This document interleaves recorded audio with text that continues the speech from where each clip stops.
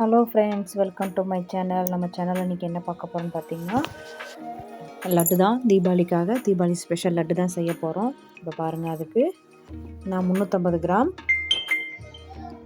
கடலை மாவு எடுத்து வச்சுருக்கேன். நான் கடையில் வாங்கினது தான். நான் தூசி எதுவும் இருக்கான்னு பார்த்து சலிச்சு எடுத்து வச்சுருக்கேன். இது பூந்தி போடக்கூடிய கரண்டி. நீங்கள் இதுலேயும் போடலாம். உங்களுக்கு இந்த வடை போல் எடுக்கிறதுக்கு சின்ன கரண்டி இருக்குல்ல, அது கூட நம்ம ஓட்டை கரண்டி இருக்குல்ல, அந்த கரண்டியில் கூட நம்ம போடலாம். பாருங்கள், 350 கிராமுக்கு 250 கிராம் சர்க்கரை எடுத்திருக்கேன். 150 கிராமே போதுமானது. எனக்கு கொஞ்சம் என் குழந்தைங்களுக்கு சுகர் பிடிக்குங்கிறக்காக நான் 250 கிராம் எடுத்து வச்சுருக்கேன். பாருங்கள், நான் ஃபுட் கலர் எதுவும் ஆட் பண்ணல. அதுக்கு பதிலாக நான் 1/4 ஸ்பூன் மஞ்சள் தான் ஆட் பண்ணுறேன்.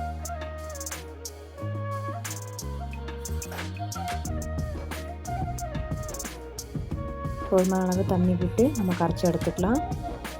கரைச்சி மாவு எடுத்தாச்சு. மாவு பாருங்கள், இந்த பதத்தில் கரைச்சி எடுத்துருக்கேன்.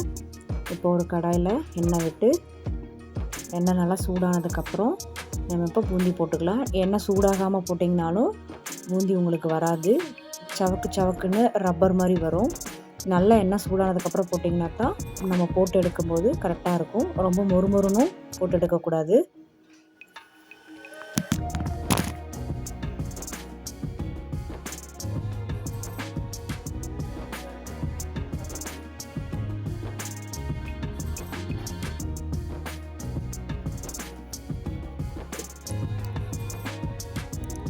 நீங்கள் ஃப்ளேம் வந்து ரொம்ப ஹை ஃப்ளேம்லேயும் வைக்காதீங்க. எண்ணெய் ரொம்ப சூடாயிட்டாலும் உங்களுக்கு மொறுமொறுன்னு வந்துடும். இது ரொம்ப மொதுன்னு இருக்கக்கூடாது. ரப்பர் மாதிரி சதக்குன்னு இருக்கக்கூடாது. ஃப்ளேம் வந்து ஒரு மீடியமான ஃப்ளேம்லேயே வச்சுக்கோங்க.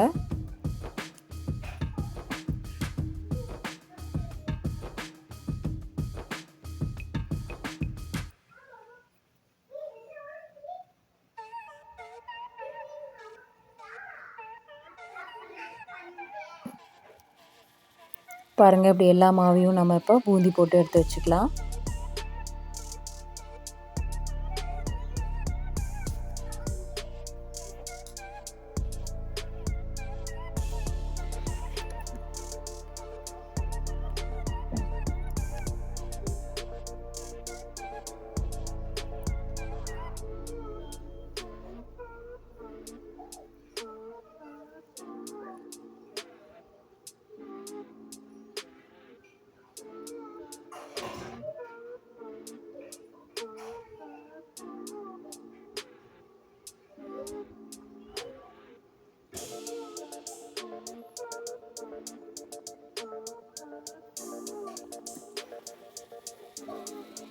நம்ம பாருங்கள், இப்போ எல்லாமே பூந்தி போட்டு எடுத்தாச்சு. ஒரு சிலதெல்லாம் ஒட்டி வந்திருக்கு. அப்படி வந்தாலும் ஒன்றும் பிரச்சனை இல்லை.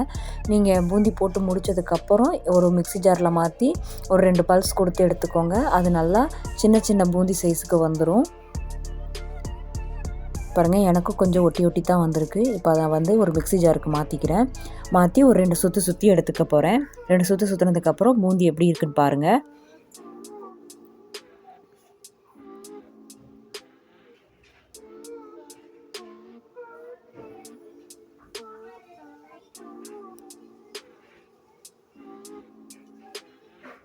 இப்போ நான் பூந்தி சுற்றுறதுக்கு முன்னாடி இதோட 2 கிராம்பு சேர்த்திக்க போகிறேன். இது நல்லா நல்லா டேஸ்ட்டாக இருக்கும். சாப்பிடும்போது நல்லா மணமாக இருக்கும்.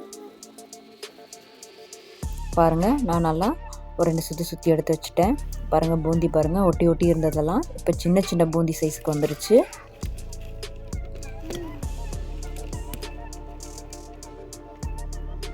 இப்போ நம்ம இதுக்கு சர்க்கரை பாகு ரெடி பண்ணிக்கலாம்.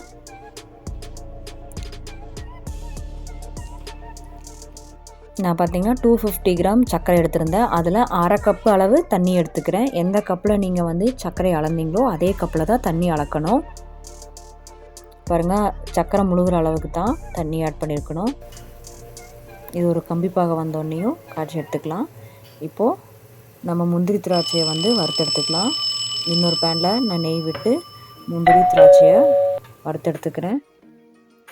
நான் ஏலக்காய் வந்து தட்டி போடலை. நான் வந்து பொடியாக அரைச்சி நான் சர்க்கரை பாகில் ஆட் பண்ணிக்கிறேன். ஏன்னா சிலருக்கு அதில் வர விதை சிலருக்கு பிடிக்காது, சிலருக்கு ஏலக்காய் ரொம்ப பிடிக்கும். பட் நீங்கள் பொடியாக போட்டிங்கன்னா ஏலக்காய் மணமும் நல்லாயிருக்கும். பிடிக்காதவங்களுக்கு அதை ஒதுக்கி வைக்க தேவையில்லை, அப்படியே சாப்பிட்டுக்கலாம்.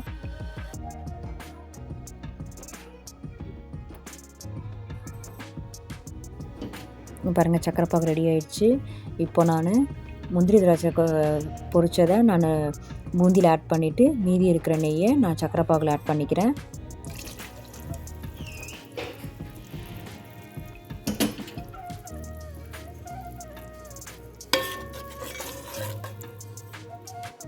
இப்போ நம்ம இந்த சக்கரை பாகில் நம்ம அரைச்சி வச்சுருக்க பூந்தியையும் முந்திரி திராட்சையும் மிக்ஸ் பண்ணிக்கலாம்.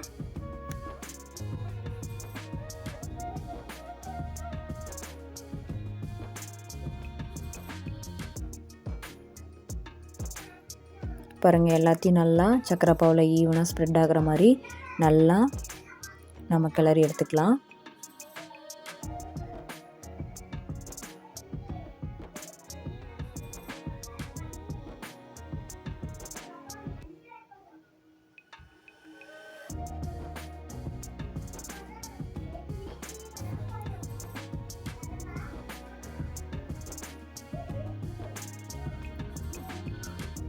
இப்போ பார்த்திங்கன்னா நீங்கள் ரொம்பவும் ஆற விடக்கூடாது.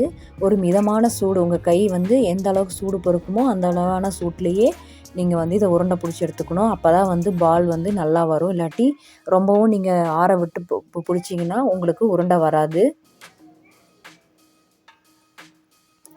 இதில் பார்த்திங்கன்னா பச்சை கற்பூரம் ஆட் பண்ணுவாங்க. எனக்கு இங்கே சவுதி அரேபியாவில் பச்சை கற்பூரம் கிடைக்கல, அதனால் ஏலக்காய் மட்டும்தான் மணத்துக்கு ஆட் பண்ணியிருக்கிறேன். பச்சை கற்பூரமும் ஆட் பண்ணல, நல்லாயிருக்கும். பாருங்கள் இதே மாதிரி எல்லா பாலையும் நாம் இப்போ பால் பண்ணி எடுத்து வச்சுக்கலாம்.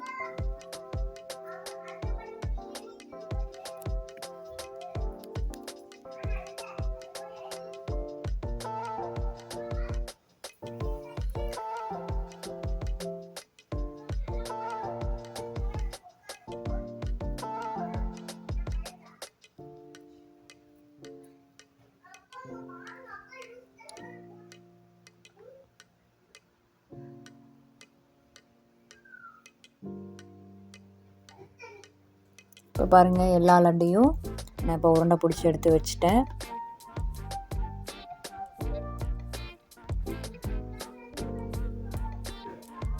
நீங்களும் இதே மாதிரி ட்ரை பண்ணி பாருங்கள். புதுசாக செய்கிறவங்களுக்கு இந்த ப்ராசஸ் ரொம்ப ஈஸியாக இருக்கும். நீங்கள் அதனால் ட்ரை பண்ணி பாருங்கள்.